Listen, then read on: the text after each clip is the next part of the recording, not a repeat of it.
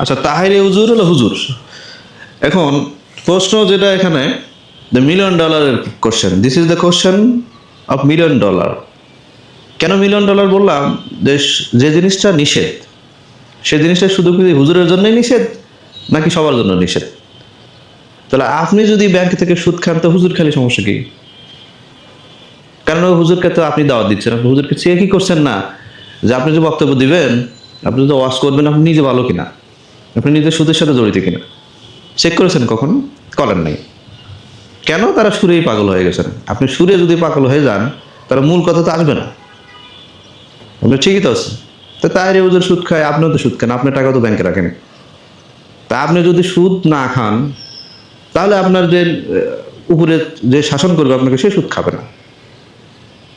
যেমন জনগণ তেমনি তো শাসক হবে, যেমন শ্রোতা বক্তা তেমন হবে না। অধিকাংশ শ্রোতাই তো এইসবের সাথে জড়িত। তো অধিকাংশ শ্রোতা যদি থাকে, তো বক্তা তো সুদ করে হবেই। আপনারা শ্রোতারা কি বলেন? যে সেই বক্তা আনতে হবে। কি বক্তা? যে বক্তা ওয়াজ করে ফেটে ফেলাবে, কাইন্দা সেরাবার করে ফেলাবে। পরে কি? ওয়াজ মাহফিলে কাইন্দা, ওয়াজ মাহফিলে কাইন্দা সেরাবারা, কিন্তু ওয়াজ শেষ হওয়ার পর, মাইক বন্ধ হওয়ার পর পরে দেখে বিড়ির টান দেয়। এর প্রশ্ন করা হয় যে হুজুর না বিড়ি খাওয়া নিষেধ করলো। কয় হুজুর বলতে ওয়াজের সময়, এখনকার ওয়াজ আছে নাকি? এখন চলতেছে আমার সময়। দেখেন কি অবস্থা। শোনেন, যেটা নিষেধ সেটা আপনার জন্য নিষেধ, হুজুরের জন্য নিষেধ। হুজুরের জন্য কিন্তু স্পেশাল প্রশ্ন করা হবে না। ওই বলবে যে সুদ খায় কিনা, হুজুরকে যে প্রশ্ন করবো আপনাকেও কিন্তু একই প্রশ্ন করবে। অতএব সাধু সাবধান, এটা হুজুরের সুদ নেটা না করে নিজে খান কিনা সেটাকে দেখেন।